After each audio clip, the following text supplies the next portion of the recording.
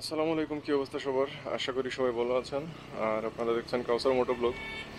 আজকের আলোচনার বিষয় হইতেছে আমাদের যে বাইকের ব্রেক, ডিস্ক ব্রেক, ওই ব্রেক নিয়ে আজকে একটু কথা বলতে চাই।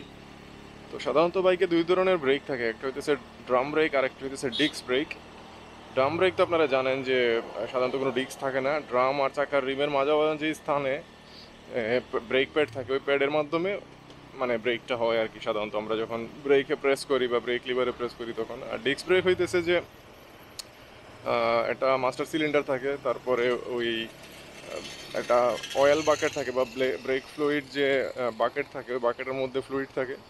আর এটা পাইপ যে আর ডিক্সের এখানে যে ক্যালিপার বা ইয়ে আছে ওটার সাথে কানেক্টেড থাকে আর কি, যেখানে আমাদের ব্রেক প্যাডের যে অপশনটা থাকে। তো যখন আমরা লিভারে প্রেস করি ব্রেক ধরার জন্য, তখন ওই ফ্লুইডটার মাধ্যমে যে প্রেশার প্লেটে চাপ দিলে তখন যে ব্রেক হয় আর কি, ডিস্ক ব্রেকে সাধারণত। তো ডিস্ক ব্রেক সাধারণত দুই প্রকার, একটা হইতেছে এবিএস আর একটা হইতেছে নন এবিএস। তো নন এবিএস যেটা সাধারণত আমাদের যে আগের যে বাইকগুলো ছিল বাংলাদেশে খুব প্রচলিত, পালসার 150 বা মানে নন এবিএস যেগুলো, ওগুলো ডিস্ক সাধারণত মানে স্কিড করতো, ব্রেকে আপনি চাপ দিয়ে ধরে থাকলে চাকা লক হয়ে যেত। আর অনেকে স্লিপ করে পড়ে যেত বালু বা এগুলোর মধ্যে ব্রেক করলে। তো ওই ব্রেকগুলো হইতেছে আপনার নন এবিএস। আর এবিএস যেগুলো, এবিএস হইতেছে আপনার, এবিএস এর মিনিংটা আমি একটু বলি। অ্যান্টি লক ব্রেকিং সিস্টেম যেটারে বলে সাধারণত, মানে চাকা বা ডিস্ক আপনার লক হয় না, চাকা লক হয় না সাধারণত মানে এবিএসে। আপনি যে লিভারে আমি এরকম চাপ দিয়ে ধরে থাকলেও তার যে সেন্সর আছে, এবিএস সেন্সর, সেন্সরে চাকাটারে মানে আটকায় আবার ছাড়ে, আটকায় আবার ছাড়ে, এইভাবে মানে ব্রেকটা হয় সাধারণত। মানে ডিরেক্টলি চাকাটা লক হয় না, যাতে আপনি স্লিপ করে পড়ে না যান সাধারণত। ইউরোপ কান্ট্রিতে প্রায় অনেক দেশেই এবিএস এখন বাধ্যতামূলক, ইন্ডিয়াতেও শুনছি বাধ্যতামূলক করছে, কিন্তু সঠিক জানি না। তবে ইন্ডিয়ার প্রায় বাইকে এবিএস আছে। আর এবিএস থাকলে অনেক সুবিধা আসলে। সাধারণত আমরা নন এবিএস ব্রেক যে ব্রেকগুলো আছে ওইটার চেয়ে অনেক কম সময় লাগে থামতে, এটাই হচ্ছে মূল কথা। ট্রেন তো আসতেছে, যাইতে পারবো নি দেখি। সিগন্যাল আটকাই দিলে তো আবার ঝামেলা হয়ে যাবো। আরে আঙ্কেল টান দেন তাড়াতাড়ি।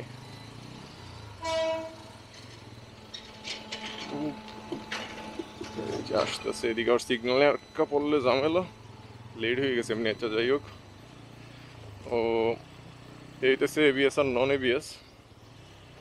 তো এবিএস এর সুবিধা এটাই যে চাকা লক করে না আর স্লিপ করে না, আপনি সহজেই কম জায়গার মধ্যেই থামতে পারেন। আর নন এবিএস এ আপনি হঠাৎ করে যদি 70-80 স্পিডে থাকেন, হঠাৎ করে আপনি ব্রেকে প্রেস করলে কিন্তু অনেকে কন্ট্রোল রাখতে পারে না, আর চাকা লক হয়ে স্লিপ করে অনেকে পড়ে যায়। তো ওই দিক থেকে আসলে এবিএস এর সেফটি অনেক বেশি। তো যার কারণে যেটা কথা একটু লম্বা হয়ে গেছে, এবিএস নন এবিএস বুঝাইতে যাই। তো ডিস্ক ব্রেক যেগুলো, এখন তো সবই ধরলাম আমি ডিস্ক ব্রেক, মনে করেন এখন খুব কম গাড়িতেই ড্রাম ব্রেক আছে আর কি। তো আমরা ডিস্কের কীভাবে যত্ন নিব একটু বলি। তো অনেক সময় দেখা যায় আমাদের ডিস্ক আমরা যত্ন নেই না, বা বাজে কোম্পানির ব্রেক প্যাড ইউজ করি অরিজিনাল ইউজ না কইরা।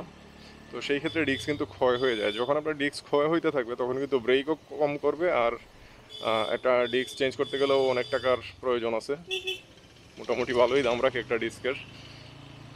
তো ওই ক্ষয়রোধ আর কীভাবে ব্রেকের যত্ন নেবেন ওইটাই হইতেছে মেন বিষয়। ক্ষয়রোধ মানে করতে চাইলে আপনার অবশ্যই অরিজিনাল যে ব্রেক প্যাড আছে ওইগুলো আপনি শোরুম থেকে বা সার্ভিস সেন্টার যেখান থেকে পারেন অরিজিনালটা ইউজ করবেন, তাহলে আপনার ডিস্কের কোনো ক্ষয়ক্ষতি হবে না। আর এই আপনার ডিস্কের যত্ন হইতেছে, বাইক আমরা যখনই ওয়াশ করি ডিস্কের মধ্যে দেখবেন যে কাটা কাটা বা ছিদ্র ছিদ্র থাকে। ওইটার রিজন হইতেছে যে যখন অনেক রানিংয়ের মধ্যে 70-80-90 বা 100+ স্পিডে আমরা মাঝে মধ্যে তো ব্রেক ধরার প্রয়োজন হয়। তো এখন অনেক স্পিডের মধ্যে ব্রেক যখন ধরি, ডিস্ক আর প্যাডের ঘর্ষণের ফলে কিন্তু ডিস্ক অনেকটাই গরম হয়। আর যদি বেশি গরম হয়ে যায় ডিস্ক, তখন কিন্তু অনেক সময় ব্রেক ফেল করে, ঠিক আছে, ব্রেক কিন্তু কাজ করে না বেশি গরম হইলে। তখন ওই সেন্সরে ওটা রেসপন্স করতে পারে না, যার কারণে ফেল হয়। বা অনেক সময় সেন্সরে ময়লা জমে এবিএস সেন্সরে, তখনও মানে এই আপনার ব্রেক ফেল হয়। এই জন্য বাইক ওয়াশ করার সময় সেন্সরের জায়গাটা একটু পরিষ্কার করতে হয়। আর হইতেছে আপনার ডিস্কের যে ছিদ্র ছিদ্র জায়গাগুলো আছে ওগুলোর মধ্যে দেখবেন মাঝে মধ্যে ময়লা জমে, ঠিক আছে। আমার আগের বাইকেও আমি দেখছি এরকম ময়লা জমতো। তো ওইটা হলে কী হয়, যখন ওই রানিং অবস্থায় ওই ছিদ্রগুলোর দিকে বাতাস পাস হইতে পারে না, ওইটা কিন্তু দিয়েছে আপনার এই ডিস্কের ভিতর দিয়ে বাতাস পাস হওয়ার জন্য, যাতে রানিং অবস্থায় বাতাসের মাধ্যমে আপনি কন্ট্রোল না হারান। ডিস্কে বাতাস যদি ধাক্কা দেয়, অনেক বাতাসের চাপ থাকে রানিং অবস্থায়, তো আপনি যাতে বাইকের কন্ট্রোল না হারান এটা একটা কারণ। আর 2 নম্বর হইতেছে ডিস্কের ভিতর দিয়ে বাতাস চলাচল করে যেন ডিস্কটা রানিং অবস্থায় ঠান্ডা থাকতে পারে, সেই ক্ষেত্রে আপনার ব্রেক ফেল হওয়ার চান্স খুবই কম। আর তারপরে যদি আপনি ওইগুলো মেনটেন না করেন, ও হ্যাঁ আরেকটা জিনিস তো বলি নাই, ব্রেক ফ্লুইড যেটা, ঠিক আছে, যে এটার মধ্যে আছে ব্রেক ফ্লুইড, ওটা ব্রেক অয়েল না। তো এই ফ্লুইডটা নির্দিষ্ট সময় পর পর এটা আপনি চেঞ্জ করবেন। ভিতরে যে ফ্লুইড আছে এটার নির্দিষ্ট গ্রেড আছে বিভিন্ন গাড়ির, .4 .3 এরকম আছে, গ্রেডের আছে। যেই গ্রেড আপনার বাইকের ওইটার উপরে লেখা থাকবে, এই এটার উপরে বাকেটের উপরে লেখা থাকে, ওইটা দেখে আপনি অরিজিনালটা দিবেন আর কি, যেটা তারা বলবে সেটাই দিবেন। তাইলে আপনার এই মানে ঠিকঠাক মতো ব্রেক কাজ করবে। আর ডিস্কের যত্ন তো বললামই, ওটা খুব গুরুত্বপূর্ণ। ওই ছিদ্রগুলো ওয়াশ করবে, নাইলে যদি কোনো কারণে ডিস্ক গরম হয় অনেক সময় ব্রেক ফেল করার সম্ভাবনা থাকে। আর যদি ময়লা হয়ে জ্যাম হয়ে যায় একবারে ডিস্ক, তখন কিন্তু কন্ট্রোল হারাইয়া আপনার একটা অ্যাক্সিডেন্ট করতে পারেন।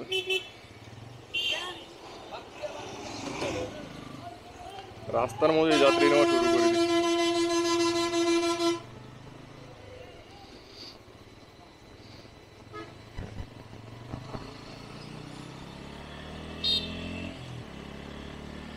তো এই হইতেছে আপনাদের ডিস্ক নিয়ে বললাম আর কি, যতটুকু পারছি। অনেক কিছু হয়তো গ্যাপ পড়ছে, আর আপনাদেরও কোনো পরামর্শ থাকলে দিতে পারেন, কমেন্ট সেকশন অবশ্যই জানাই দিবেন।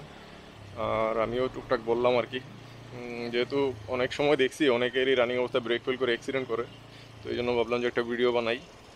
আর আপনাদেরও কোনো পরামর্শ যদি থাকে অবশ্যই কমেন্টে জানাবেন। তো এই হইতেছে আজকের ভিডিও। ভালো লাগলে অবশ্যই লাইক কমেন্ট শেয়ার প্লিজ। আর ইউটিউব চ্যানেলটাও সাবস্ক্রাইব করার অনুরোধ থাকলো। এই হইতেছে আজকের মতো। সবাই ভালো থাকবেন। আসসালামু আলাইকুম।